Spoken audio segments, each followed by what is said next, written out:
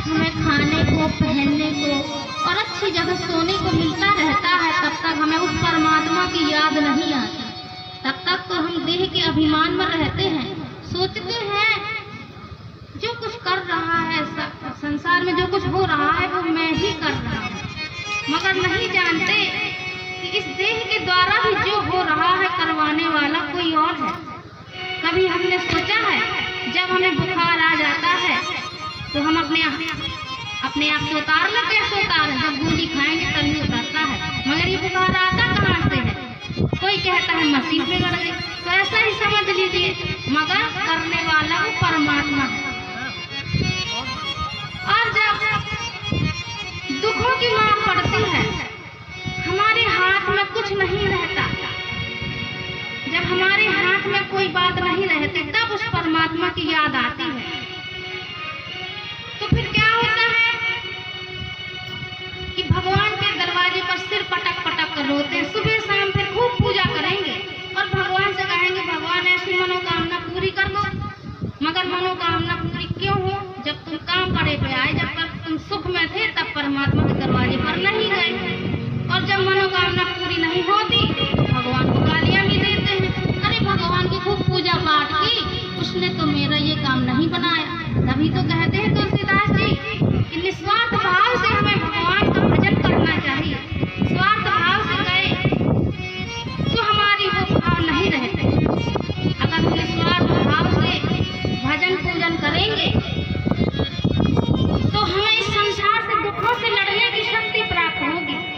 ऐसा नहीं कि दुख दूर होते हैं, दुख काटते हैं, दुख काटने की हमें शक्ति मिलती है, तो हम ज्ञान करते ही नहीं, और दुख आता है तो सिर पटक पटक कर रोते हैं। तो इसीलिए हमें समय रहते भगवान का भजन करते रहना चाहिए। कहा गया है कि जो करते रहोगे भजन धीरे धीरे तो मिल जाएगा वो सजन धीरे धीरे। आज हमारे हाथ पांव चल रहे हैं तो हम जहाँ सत्संग हो रहा, भगवान के भजन हो रहे, उधर की तो याद नहीं आ रही, क्योंकि पेट भरा है। अरे कहाँ के भगवान, कहाँ का कौन, चलो काम देखते हैं। लेकिन कभी हमने विचार किया है कि हम इस संसार में मनुष्य देह क्यों मिली है? अगर जानवरों की देह मिलती तो केवल भूसा घास खाते और चाहे जहाँ खड़े हो जाते, चाहे जहाँ बैठ जाते, खूब सोते, कुछ काम ही नहीं था। मगर विचार करना है कि मनुष्य देह सर्वश्रेष्ठ इसलिए बताई गई है कि इसके द्वारा हम पुराना तो अपना खा ही रहे हैं और हम नई पूंजी भी बनाकर अगले जन्म के लिए ले जाएंगे।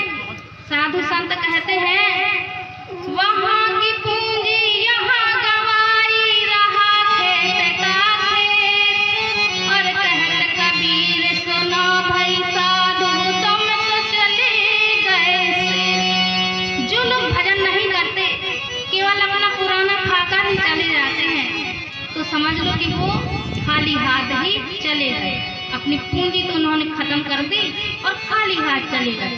तो पता नहीं अगला जन्म हमें काय का मिलेगा।